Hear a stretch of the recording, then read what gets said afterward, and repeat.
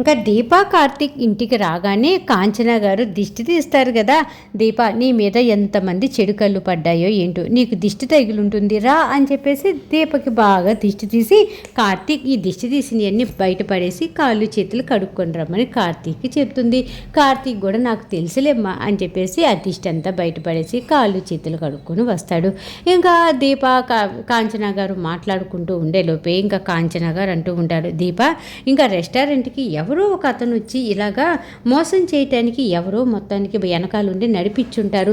ఎవరై ఉంటారు? అతని రెస్టారెంట్కి ఎవరు రమ్మని ఉంటారు అంటే, నిన్ను రెస్టారెంట్లో సీఈఓగా అసలు ఉంచకూడదు అని చెప్పేసి అనుకుంటున్నది ఫస్ట్ నుంచి కూడా జోష్నే కదా. జోష్నే ఈ పని చేయించుంటుందా ఏమో, నాకైతే జోష్న మీదే అనుమానం. ఆ జోష్నే ఇలాంటి పనులన్నీ చేపించేది, లేదంటే దక్షిణామూర్తి ఏమన్నా చేయించుంటాడా? అయినా దక్షిణామూర్తికి ఏం అవసరం కాబట్టి దక్షిణామూర్తి అయితే చేపించడు. నాకు తెలిసినంతవరకు జోష్న ఈ పనులన్నీ చేపించుంటుంది. దాది అసలు ఎందుకో ఇలా తయారైంది, అది చేసే ఆగడాలకి అంతూ పొంతూ లేకుండా పోయింది అని చెప్పేసి ఇంకా కోపంతో ఊగిపోతూ ఉంటే కార్తీక్ అంటూ ఉంటాడు, అమ్మ ఎవరు చేపించారు ఏంటి, మనం అనవసరంగా ఎవరు తెలియకుండా అనకూడదు కదా, కాబట్టి రేపు ఈ విషయం గురించి తేలుద్దాం, నేను రేపు సాయంత్రానికల్లా విషయం తేలిపోతుంది అని చెప్పేసి కార్తీక్ అంటూ ఉంటాడు. ఏదైనా సరే కాంచన కోపంతో ఉంటే అప్పుడే కార్తీక్ అంటాడు, చూడమ్మా మనం కోపడిన వెంటనే ఆ తప్పు చేసింది ఎవరో వచ్చి మన దగ్గర నిరూపించుకోలేరు కదా, నిజం చెప్పరు కదా, కాబట్టి ఆ తప్పు చేసిన వ్యక్తి ఎవరు, ఆ చేపించిన వాళ్ళు ఎవరు అనేది మనమే కనిపెట్టాలి. నేను రేపు సాయంత్రం లోపు ఆ విషయాన్ని అందరి ముందు బయట పెట్టిస్తానమ్మా. నీకు ఇప్పుడు అలా కోపం తగ్గేటట్టు లేదు, కానీ ఇదిగో ఫోన్లో నీకు ఇష్టమైన సీరియల్స్ చూసుకో అని చెప్పేసి ఫోన్ ఆన్ చేసి కాంచన గారి చేతిలో పెట్టి, దీప నాకు భోజనం పెడుతూ పద ఆకలేస్తుంది అని చెప్పేసి దీపని అడుగుతాడు. బావ సరే నేను వడ్డిస్తూ ఉంటే చేతులు కడుక్కొని రండి బావా అని చెప్పేసి దీప చెప్తుంది. కాంచనాకి ఫోన్ ఆన్ చేసి కార్తీక్ వెళ్ళబోతూ ఉంటే అప్పుడే వాయిస్ మనిషి ఫోన్లో స్వచ్ఛంగా అలా కనపడుతూ ఉంటుందన్నమాట. అతను ఎవరు అంటే, ఇంకా దీపకి 10 లక్షలు చెక్ ఇచ్చి 1000 మందికి ఫుడ్ ఆర్డర్ ఇచ్చేళ్ళు ఉంటాడు కదా దొంగ, అతనేనమాట. అతను ఏదో చిన్న చిన్న రీల్స్ చేసుకుంటూ వాటిని డైరెక్టర్లకి ప్రొడ్యూసర్లకి పంపిస్తే ఏదో ఎప్పుడో ఒక ఛాన్స్ రాకపోతుందా అని చెప్పేసి అలాగ ఎవరైనా డబ్బులు ఇచ్చి యాక్ట్ చేయమంటే చేస్తూ ఉంటాడు. అతనే రీల్స్ చేసుకుంటూ ఉంటాడు. ఇంకా కార్తీక్ ఒక్కసారిగా అతని ఫోటో చూసి ఇతన్ని ఎక్కడో చూసినట్టుంది కదా అనేసి తెగ ఆలోచిస్తూ, అవును కదా దీపకి 10 లక్షల అమౌంట్ ఇచ్చి 1000 మందికి భోజనాలని ఆర్డర్ ఇచ్చేళ్ళింది ఇతనే కదా, ఓహో ఇతను మోసం చేసేవాడా, ఇప్పుడు అర్థమైంది ఇతన్ని ఎవరు తీసుకొచ్చి బాగా యాక్ట్ చేయించారో ఇంకా నాకు అర్థమైపోయింది అని చెప్పేసి కార్తీక్ అనుకుంటాడనమాట. వెంటనే అమ్మ నువ్వు ఈ ఫోన్ చూస్తూ ఉండి నేను ఇప్పుడే వస్తా అని చెప్పేసి అతని దగ్గరికి ప్రత్యక్షమైపోతాడు. హలో అబ్బాబ్బా మీరు ఏమి యాక్ట్ చేస్తున్నారు సార్, నిజంగా మీ యాక్టింగ్ చూస్తూ ఉంటే నిజంగా అబ్బా మీరు గ్రేట్ సార్ అనేసి అతన్ని పొగుడుతూ ఉంటే, నువ్వెవరు ఏంటి నన్ను అంతగా పొగుడుతున్నావు, నిజంగా నేను యాక్టింగ్ బాగా చేస్తున్నానా అనేసి అనగానే, అయ్యో సార్ మీరు ఆస్కార్ లెవెల్లో యాక్టింగ్ చేస్తున్నారు సార్, ఏదైనా అవార్డులు రివార్డులు రావాలంటే అది మీకే సార్, నిజంగా మీరు సూపర్ సార్ అని చెప్పేసి కార్తీక్ పొగుడుతూ ఉంటే అతను అబ్బాబ్బాబ్బా నిజమా, నువ్వు ఇలా పొగుడుతూ ఉంటే నాకు భలే హ్యాపీగా ఉందయ్యా, నీకులాగా పొగిడే వాళ్ళు చాలా తక్కువ మంది ఉంటారు అని చెప్పేసి అతనే మాట్లాడుతూ కార్తీక్ తోటి మాట్లాడుతూ ఉంటాడు. అప్పుడే కార్తీక్ అంటూ ఉంటాడు, రేపు కూడా మాకు సంబంధించి ఒక చిన్న యాక్ట్ చేయాలి సార్, నేను అడ్రస్ ఫోన్ నెంబర్ ఇచ్చి వెళ్తాను, మీరు ఆ ప్లేస్కి వచ్చి నేను చెప్పిన విధంగా యాక్ట్ చేయాలి అనేసి అనగాని, మీరు నిజంగా చెప్పండి మీరు డైరెక్టర్ గారే కదా, నా యాక్షన్ చూసి నాకు ఏదో ఒకటి ఇవ్వాలని చెప్పేసి ఇక్కడికి వచ్చారు కదా, నిజం చెప్పండి సార్ అనేసి అనగానే, అయ్యో నీకు సినిమా హీరో అయ్యేంత ఉంది, కాకపోతే నువ్వెందుకు ఇప్పుడు ఈ క్యారెక్టర్లన్నీ చేస్తావు, నువ్వు గ్యారంటీగా హీరోవే, నువ్వు చెప్పిన విధంగానే నేను డైరెక్టర్ని, నిజమే భలే కనిపెట్టావయ్యా, నువ్వు చాలా తెలివిగలవాడివి అనేసి అతన్ని పొగుడతాడు. అతను కార్తీక్ బుట్టలో పడిపోతాడు. సరే సార్ మీరు రమ్మన్న టయానికి వస్తాను సార్, ఎక్కడికి రావాలి అనేసి అడ్రస్ అంతా కనుక్కుంటాడు. ఇంకా కార్తీక్ హ్యాపీగా ఇంటికి వెళ్ళిపోతాడు. దీప పెట్టిన భోజనం తింటూ ఇంకా ఆలోచిస్తూ ఉంటాడు, రేపు ఎలాగైనా సరే ఎవరు అతన్ని రెస్టారెంట్కి రమ్మన్నారు ఈ విషయాలన్నీ తెలిసిపోతాయి కదా, ఇంకా తాతయ్య ముందు దీప ఏ తప్పు చేయలేదని చెప్పేసి కూడా నిరూపించుకోవడానికి ఛాన్స్ ఉంది అనేసి తెగ సంబరపడిపోతూ ఉంటాడు. ఇంకేట జరుగుతుంది, తెల్లారిపోతుంది. తెల్లారిన తర్వాత ఇంకా సూరజు రెస్టారెంట్కి వెళ్ళాలి కదా అనేసి షూ బయట కూర్చొని హ్యాపీగా పాలిష్ చేసుకుంటూ ఉంటాడు. ఆ సూరజ్ దగ్గరికి అప్పుడే జ్యోత్స్న రెడీ అయ్యి కాఫీ తాగుతూ అలా బయటకు వస్తుంది. సూరజ్ని చూస్తుంది. చూసి వీడి దగ్గరికి వెళ్ళి మాట్లాడదామా, ఏం మాట్లాడదాం, వీడు ఒకటి మాట్లాడితే రెండు మాట్లాడి మనుషులకి కోపాలు తెప్పిస్తాడు అనేసి మనసులో అనుకుంటూ అయినా వీడికి భయపడేదేంటి, వీడి దగ్గరికి వెళ్ళి మాట్లాడాల్సిందే అని చెప్పేసి మొత్తానికి సూరజ్ దగ్గరికి వెళ్తుంది. వెళ్ళి ఏంట్రా ఆఫీస్కి రావాలని చెప్పేసి తెగ ఉర్రూతులోకి పోతున్నావు, ఈరోజు సీఈఓ ఎవరు అనేది అనౌన్స్మెంట్ జరుగుతుంది, సీఈఓ నేనే అన్న విషయం అందరికీ తెలుసు, కాబట్టి నువ్వు దీప దగ్గర నుంచి నా సైడ్కి వచ్చేసే, నేను సీఈఓ అయిన తర్వాత నీకు ఏ పోస్ట్ కావాలంటే ఆ పోస్ట్ ఇస్తా, ఎంత శాలరీ కావాలంటే అంత శాలరీ హ్యాపీగా తీసుకొని నువ్వు హ్యాపీగా ఉండొచ్చు, శాలరీ రాకుండా ఎన్ని రోజులు ఆ వర్క్ చేస్తావు చెప్పు అని చెప్పేసి ఇంకా సూరజ్తో అంటూ ఉంటే సూరజ్ అంటాడు, ఇంకేం మాట్లాడాలనుకుంటున్నావు, నీవే సీఈఓ అని చెప్పేసి నీకు నువ్వే ఫిక్స్ అయిపోతే ఎలాగ మేడం, అక్కడ పెద్దవాళ్ళు ఉంటారు, ఎవరి రెస్టారెంట్ బాగా నడుపుతున్నారు, ఎవరి ఫుడ్ టేస్ట్గా ఉంది, ఎవరు ఎలా ఇస్తున్నారు అన్నీ చూసిన తర్వాతే కదా పోస్ట్ ఇచ్చేది, మీకు మీరే అన్నీ ఊహించేసుకుంటే ఏమైపోతుంది అని చెప్పేసి మొత్తానికి సూరజ్ ఇంకా బాగా క్లాస్ పీకుతూ ఉంటాడు జ్యోత్స్నకి. జ్యోత్స్న అప్పుడే అంటూ ఉంటుంది, రే చూస్తూ ఉండు, ఆ దీపం మళ్ళీ వంటలక్కలాగా వంటలు చేసుకుంటూ బతకాల్సిందే, ఇంకా నువ్వు కూడా మళ్ళీ ప్లాట్ఫామ్ మీద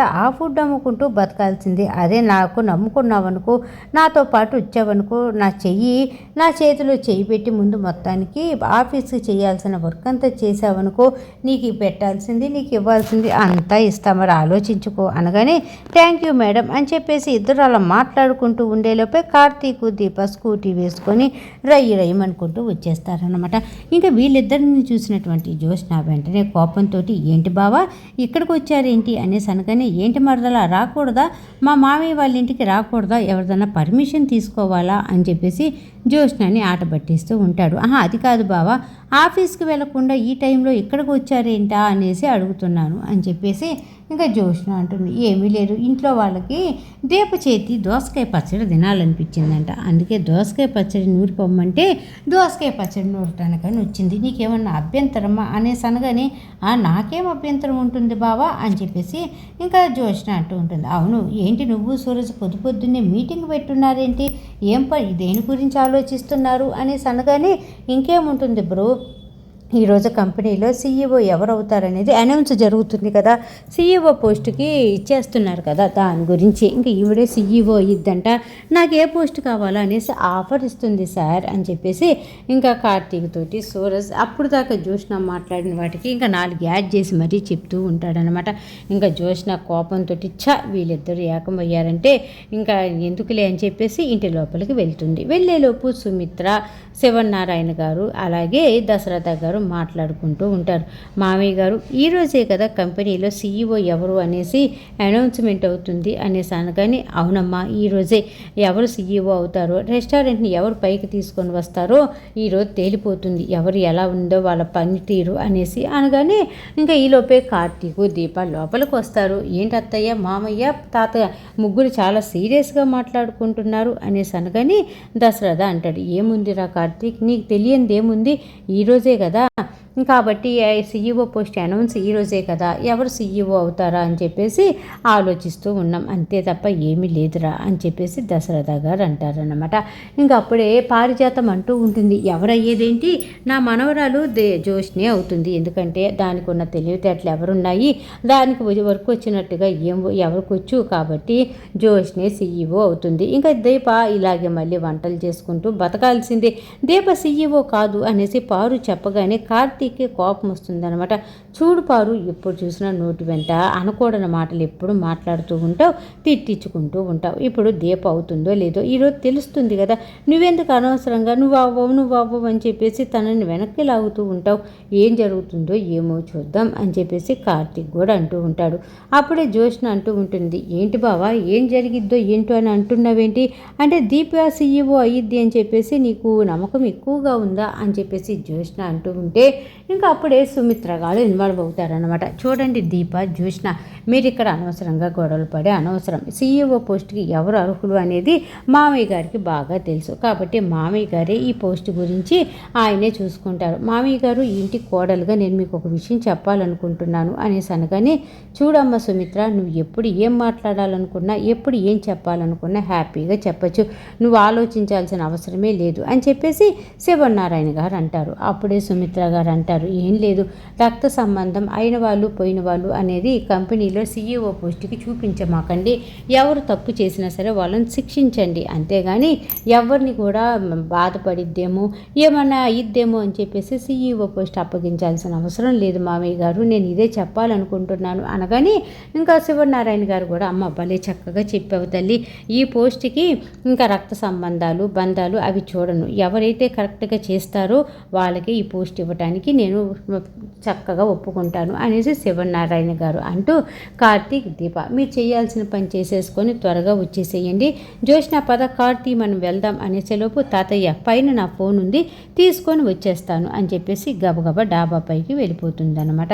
ఇంకా ఈలోపే కార్తీక్ అంటాడు, దీప నువ్వు చేయాల్సిన పని త్వరగా చేసేస్తే మనం వెళ్ళిపోదాం మనం కూడా అనేసి అనగానే సరేనని చెప్పేసి ఇంకా ఎవరి ప్రయత్నం వాళ్ళు చేస్తూ ఉంటారు. ఈలోపే జ్యోత్స్న, శివనారాయణ గారు, దశరథ గారు కంపెనీ దగ్గరికి వెళ్తారు. జ్యోత్స్నను చూసినటువంటి మేనేజరు గబగబా పరిగెత్తుకుంటూ వచ్చి, ఏమైనా చెయ్యాలా మేడం అనేసి అనగానే, చెయ్యాలి, ఇంకా ఇప్పుడు నాకు ఈ క్యాబిన్ అవసరం లేదు, నేను సీఈఓ పోస్ట్లో కూర్చుంటాను కదా, సాయంత్రం అనౌన్స్మెంట్ కూడా అవుతుంది కదా అనేసి ఇంకా మేనేజర్తో చెప్తూ ఉంటే ఈలోపే సూరజ్ వస్తాడు. వచ్చి, ఏంటి పగటి కలలు అంటున్నావా, ఈరోజు సాయంత్రం లోపు ఏదైనా జరగచ్చు, కాబట్టి నువ్వు అంత తొందరగా ఓకే కంగారు పడిపోయి నువ్వే సీఈఓనని చెప్పేసి ఊరికే బిల్డప్ ఇచ్చుకోవాల్సిన అవసరం లేదు, అనౌన్స్ అయిన తర్వాత అప్పుడు చూద్దు కానీ అని చెప్పేసి అనగాని, అనౌన్స్ అయినా అవ్వకపోయినా ఈ కంపెనీకి సీఈఓని నేనే, ఎందుకంటే సీఈఓ చేసేంత అర్హత దీపకి లేదు, కాబట్టి ఇంకెవ్వరూ లేరు, నేనే ఈ పోస్ట్కి సీఈఓని అనేసి హ్యాపీగా ఫీల్ అయిపోతూ ఉంటుంది. సూరజ్కి జ్యోత్స్నకి మాట పెరుగుతూ ఉంటే ఈరోజు ఎపిసోడ్ అయిపోయిందనమాట. మొత్తానికి సీరియల్ బాగుంది, చక్కగా ఉంది, అర్థమయ్యింది అనుకుంటే మర్చిపోకుండా నా ఛానల్ని లైక్ చేయండి, షేర్ చేయండి, సబ్స్క్రైబ్ చేసుకోండి. అలాగే కింద బెల్ సింబల్ ఉంటుంది కదా, దాన్ని గట్టిగా ఒక బాదేసేయండి. రేపు రాబోయే ఎపిసోడ్లో మళ్ళీ కలుద్దాం. అంతవరకు ఉంటా మరి, బాయ్.